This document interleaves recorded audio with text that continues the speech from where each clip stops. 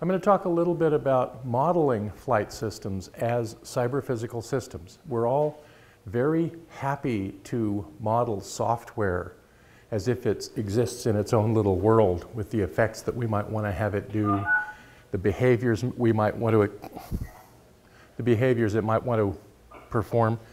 But software always exists. All software is embedded in some context, and especially for flight systems, the hardware, well, I'm a software guy, the hardware causes all the trouble. Trying to make the software right is very difficult. But I'm going to do this in the context of flight systems, talking about appropriately modeling paradigms for the software, which we do a lot. Also for the continuous processes for movement and hardware behavior, which we do a lot, but also storylines for scenarios. Almost all software is delivered with failure modes that don't do that. With the concept of operations, it explains how it should be used because those particular vulnerabilities were either too expensive to avoid or weren't ever noticed.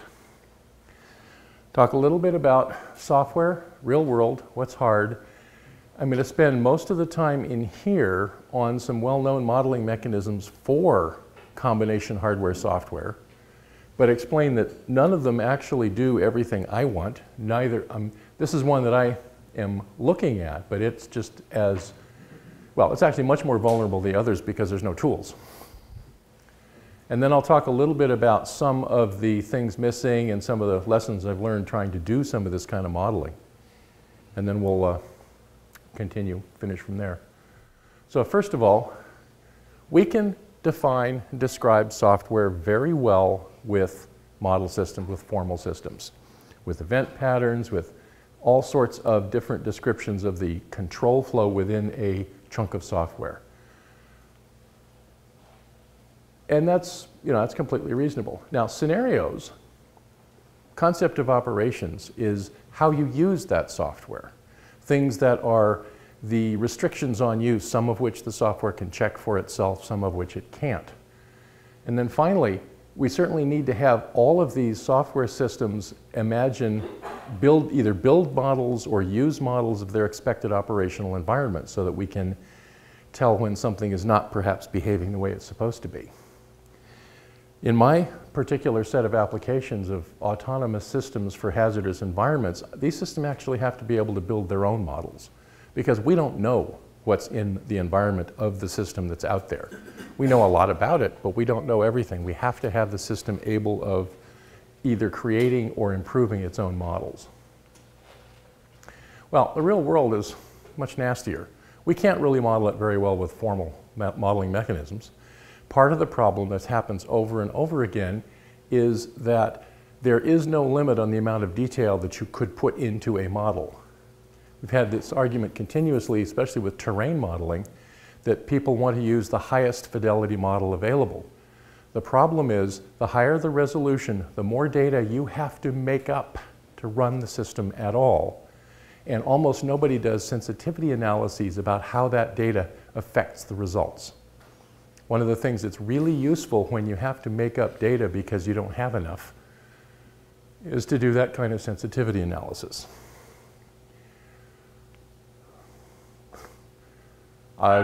There's a very short version of that, but I'm not going to say it.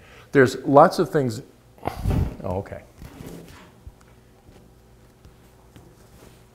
I'm hearing the feedback because when I turn, I'm not getting the mic as well. Yeah, the beeps are from the phone call. Yeah, that I recognize. The problem is that we want to be able to have these systems exist in environments that include other actors, other agents, unexpected environmental phenomena, component failures. Now, for space systems, that's the name of the game. We've been working on systems that we want to have living for many years where we can't go repair anything, so we have to be able to account for these kinds of errors. Most systems have some mechanisms for doing so, but it's very difficult to model that with the behavior of the space system itself. So what's hard? When we're trying to model these systems, trying to coordinate the discrete behavior of the software with the mostly continuous behavior of the physical environment is actually very difficult. And there's some of the issues involved here. But The problem then is that they run from very different computational and mathematical models, and trying to integrate those is very difficult. There have been a number of attempts to do that, most of which work reasonably well, but I'm looking for a lot more. Hey Chris, I apologize to interrupt you because we need to share the PowerPoints. We forgot to reshare them when we switched back from Alan. Oh, sure. Tell me when. Oh, I thought I did. My bad. The point here is that trying to integrate these different mathematical models is fairly difficult, and I'm going to describe a particular mathematical problem that comes out of this. It's actually my main interest, which is in the mathematics. Sorry, Okay? Chris. That's okay. We're way ahead. One of the approaches to modeling these kinds of systems is to try to use some well-known tools. Now, I'll talk about a communication protocol modeling mechanism called COM that I invented a million years ago. There's more about it on the next slide. Plus, just ordinary differential equations for describing motions, movements, and changes. And the issue there is how you try to integrate those particular very different modeling styles with explicit model integration techniques. And we have a number of papers about that. Particularly, this is basically brand new work. COM, I was fascinated when Tony Hoare published the first papers on communicating sequential processes, and I decided that would be ideal for modeling communication protocols. But I also had recognized the fact that when you build a communication protocol, you have two kinds of questions to ask. One is it right?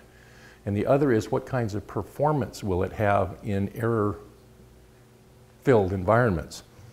And almost always, people who modeled protocols modeled them using two completely different models, different mechanisms, different languages. What I was looking for is a modeling mechanism for communication protocols where I could use exactly the same model, both for the simulation and for the proofs of correctness.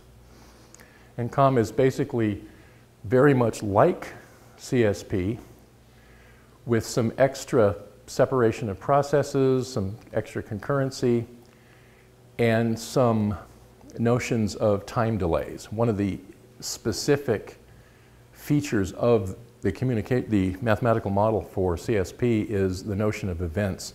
Nothing happens without these events occurring, and one of those kinds of events in COM is to delay for a certain amount of time, randomly selected or something like that. But basically, I use this for verification of a number of protocols in back in the previous century.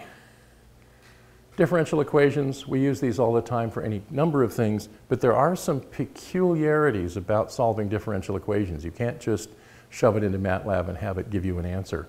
The problem is that in many cases, there are certain kinds of singularities or difficulties in those systems where the usual methods of solving them simply does not work very well. One of the mathematical sophistications of some of the solvers is to identify those conditions and change the nature of the actual solution program while it's running. Those are a little trickier, but the theory of it is well known. The practice is less well known. Different solver strategies. If I have a sufficiently distributed system compared to the communication speeds, there really isn't a notion of global time. So I have to even take time as something that I'm inferring as I go along. This is something common to almost any kind of distributed system. So here's the math problem. I have a very high dimensional, partly continuous, partly discrete space. Different dimensions have different kinds of significance. The things that we call design drivers would be dimensions that have more significance than others. The things that are less important become dimensions in which I care less. The problem here, another problem, is when I move into a region that actually changes the equations. The set of equations that matter in any given region of this humongous space will be different in different places. It's one of the arguments against trying to shove all the equations into a single solver and do it all at once. That doesn't work very well. Part of the problem is that the assumptions made about homogeneity or the interchangeability of the dimensions in most of these solvers simply gets you into trouble. You either can't find a solution, or approaching the solution ends up being very, very much too slow.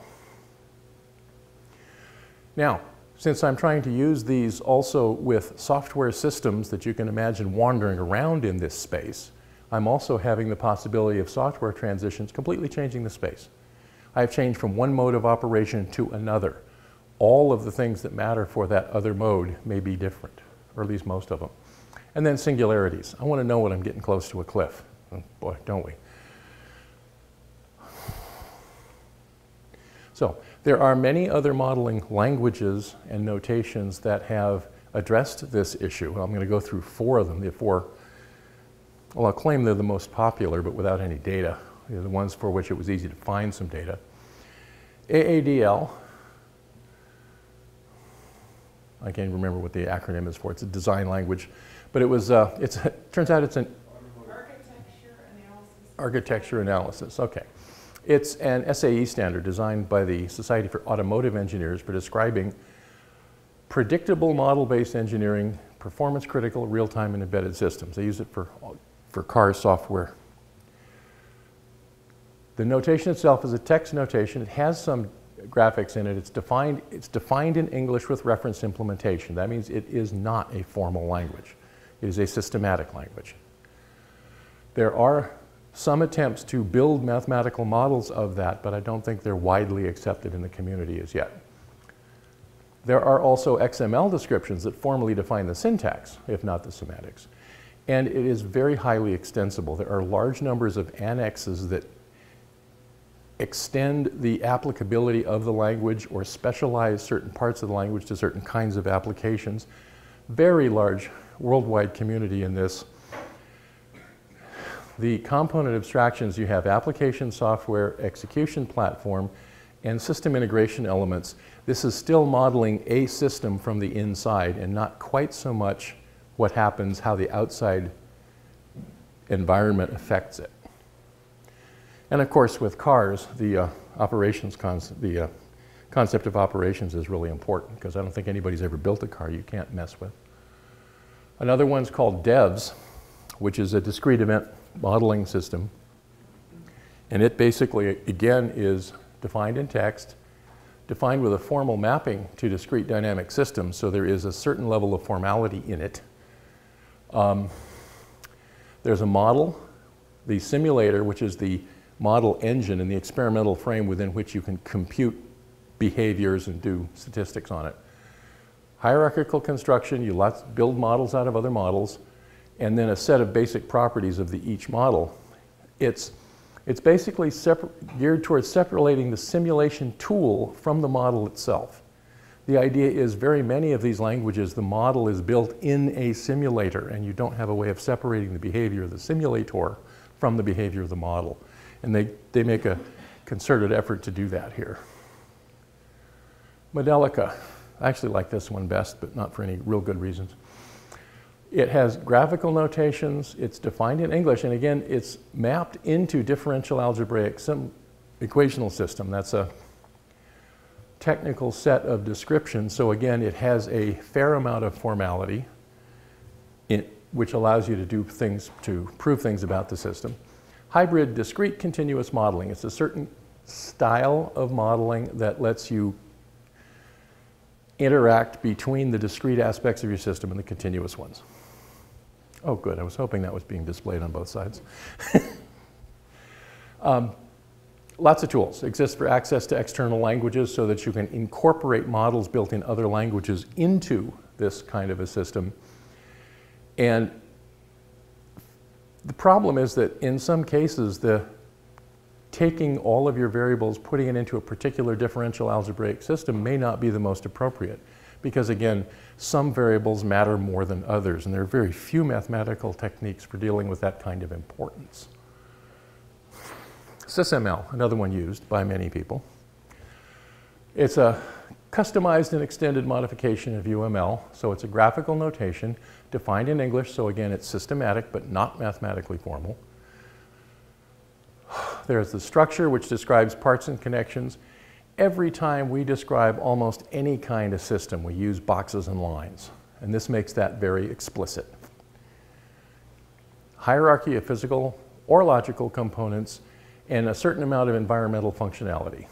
There's behavior, but it's discrete, defined by interaction, state machines, activity functions. State machines are inherently discrete the way they are typically implemented. There's a way of connecting it back to requirements, and then there's also a set of constraints on the system parameter values. I'm not going to have a vehicle that's a foot wide and 50 feet long. Well, maybe I am, but I mostly want to be able to say otherwise when that's true. Allowing the designers to specify that explicitly is what's good about that. And there's different ways to describe the particular sets of basic models. In each of these cases, I put up a few URLs so that you can look up more details. Now, all of these systems give you hierarchical modeling mechanisms with structural interconnections. Very few of them expect an external view of the system in its environment, a sort of outside view that has a model of the environment and a model of the system and models of how they interact. Most of them are modeling from within the point of view of the system, and the environment appears as it affects some of its behaviors and activities. All of them can model some of the relevant effects of the environment, but none of them can model all of the relevant effects in some applications. So for example, one of the things that none of these mechanisms can do is if you're talking about I won't say can, because you probably can model almost anything. The question is how hard it is, how much trouble it is. And that is when you have a physical object that changes. So for example, reconfigurable moving parts in a large machine are difficult, possible, but difficult. Trying to keep the geometry sensible if I have moving parts so that they don't bang each other is possible, but also difficult because then you have to put the geometric modeling back in. Few of them clearly separate the model definition from its interpretation by a particular tool. Now, a couple of them do. A couple of them have made a concerted effort to separate the meaning of the model from its behavior within a simulation tool. But given all the possibilities defined by the parameters, any system operates in a minuscule, tiny little space within that. It's just complicated to describe. And part of learning how a system works is learning what that model, what that subspace is like. Now, the reason I'm interested in formal mechanisms is that if I can make some proofs of constraints, in other words, as I operate this system, these parameters will always be subject to a particular set of constraints. That greatly reduces the amount of search space I have to worry about. You can get it down from hundreds or thousands of dimensions to dozens. There's also, I have not seen any integration processes that map one approach to another or that allow me to use a model built with one system in one of the other systems. That would be enormously useful for this kind of modeling because there are large communities for all of them and they're not all going to change. Lessons learned. Hierarchical modeling is extremely useful. We use boxes and lines all the time. We do it all the time in almost all kinds of descriptions. Early modeling can discover unexpected scenarios or definition gaps. Before you have a system, before you have requirements, you'd like to have some storyboards that say, here's what we expect to happen. Because right there, you can often discover things that have not been considered or things that are simply wrong. Part of the result of these things is you end up with models at various different levels of resolution or levels of detail as you go along through a design process. Model changes should always be mapped to all existing model resolutions, even back mapping, because then you still have that trace from the original expectations to the current set of models. But very often, as you refine a model, you see some things that are not quite appropriate, and then change that one and leave the others the way they are. It makes it much harder to trace back. Choosing a level of resolution adequate for the analysis at hand. This is something I mentioned before, that if you have a lot more resolution, then you need to make up a lot more data. And that is something that you should either study the sensitivities of your results to that data as you vary it, or not have more resolution than you need. Validating the relationships among different resolution levels. If I have a model and I have another one which is supposed to be a refined version of that, I would like to show that the more detailed model actually has most of the behaviors of the simpler one. Now, very often, a simpler one is going to make assumptions that the more detailed one will not. So that's not a direct mathematical homomorphism or even a particularly formal relationship. It is a modeling relationship, and those are still fairly difficult to characterize properly. The formal foundations of these three do allow some properties to be proved. Then those properties can be used to help in the simulations and help in the other analyses. And then finally, visualizations are really important. We learn so much more from seeing something. Well, I'll say we learn more from seeing something than from thinking about it, but those aren't really different. But there are very many things that occur, forces and futures that we can't really see in the images. So we need to combine the visualization with the text analysis, with the formal analysis, with the simulation. Conclusions. Very good. Commonalities and differences should be better described. There are very few overviews of all of these methods that go into much more detail than my slides did. That would be a very useful exercise. There's also other notations used in other particular domains. I happen to pick these four because I've seen them in space applications in various places. There should be integration mechanisms to bridge their different notations and semantics. Now that's an interesting model integration problem.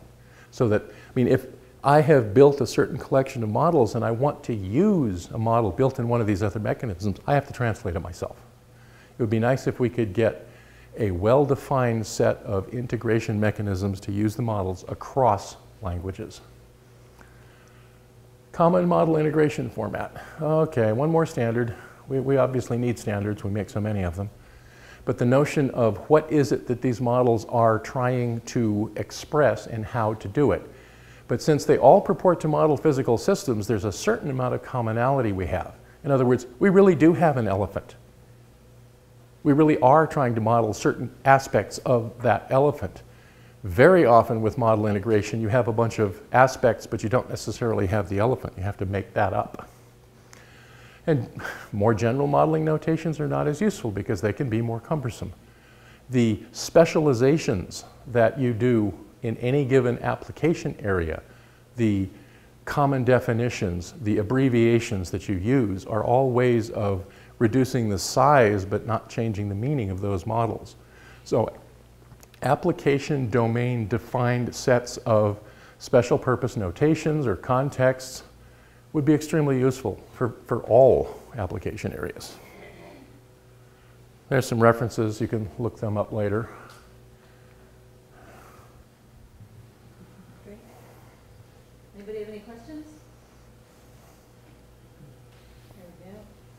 I have a couple questions slash comments. I was kind of surprised that you said AADL was not formal modeling language. It actually does have formal syntax and semantics. I've done a ton of research on that language in particular, and they actually have tools that go along with AADL specifically that can do formal analyses on the models. So I was actually a little bit surprised that you said Okay. it wasn't formal. The question was about my claim that AADL was systematic but not formal. And she mentioned several tools and mechanisms that show formality of AADL.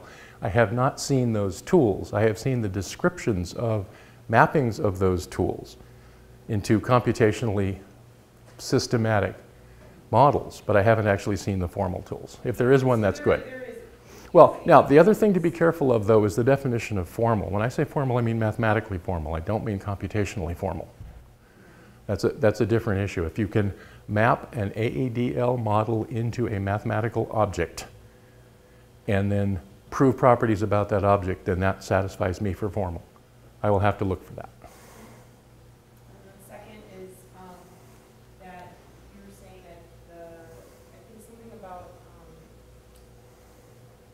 translating between different models or Translating between different modeling mechanisms. Right, so for example, AADL actually has a, we've done demonstrations on, at JPL of using, the extension in system, or what's it called? The SysML,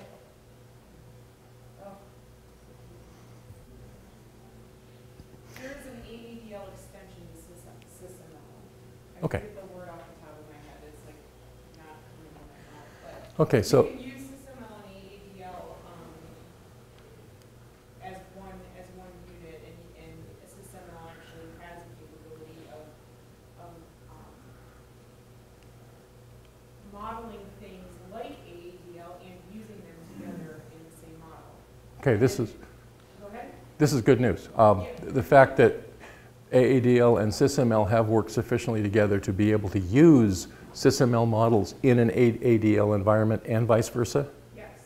Excellent. And then lastly, you said that there hasn't really been an exploration of different modeling languages. So I actually wrote a paper, I forget what conference it's for, I have to dig it up. But the end of my point of research, we demonstrated the use of AADL in a formal development of software architectures at JPL, and we actually modeled SMAP-like software using AADL. Cool. Down to the device driver level and all the way up to flight software level. And we then did a compare and contrast of formal modeling languages used in embedded real-time systems, and that's a published paper, and we took it through examples, and it covers SysML, UML, AADL, and a couple other things, but I do have that paper, and it does go into quite a bit of detail, and I can get that to you as well. So Okay. there has definitely been a lot Some of work, yes. area. This is about the notion of doing a formal comparison among these four and other appropriate modeling languages in a paper that in fact does some of that. That is a good thing also. I want to see that. Yeah. I have it somewhere. Turn your mic on. Try to speak up at least, we can't hear you. Can you hear me? Not really.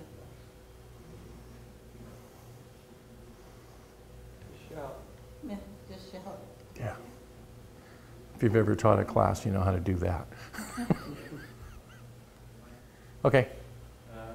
So you left us with a question about like a model or a model integration language or a standard at the end of the presentation. Yes. Have you left it intentionally open, or if it has no question? Oh. That question has no answer? People did some new comment? So the question was about the common model interchange format that I say needs to be defined. And I'm going to annoy a bunch of people by saying there are lots of examples of this, none of which are very good. Partly because they don't necessarily get buy-in from the appropriate communities. So as far as I'm concerned, that is an open question, finding one that I can use so that I can move models explicitly from one of these mechanisms to another. I would love to see something like that done. I've thought about it, but I haven't tried to do anything with it. So let me understand. So like there are some integrated standards, but they're not being used. My claim is that there are any number of descriptions of moving models in a few places, but they don't come out to what you'd want to have a standard tell you. Because they are very ad hoc and very application specific to the particular domain. I mean, if you have a problem to solve, you don't go fooling around with standards. You use them or you don't. Can you throw in a couple of examples? I took a couple of devs models myself. The one I know for sure is one I did. I took some devs models and tried to put them into a more mathematical format, taking them away from the discrete dynamical systems and putting them into some other more easily analyzable mechanisms. And I had to define a format to move the files from one place to another. So I invented, you can imagine inventing an XML description of the syntax of your model and moving that across easily. And then the problem is, how do you get the semantics to match? And that was, I never actually solved that part. I got a piece of it to work and then I gave up.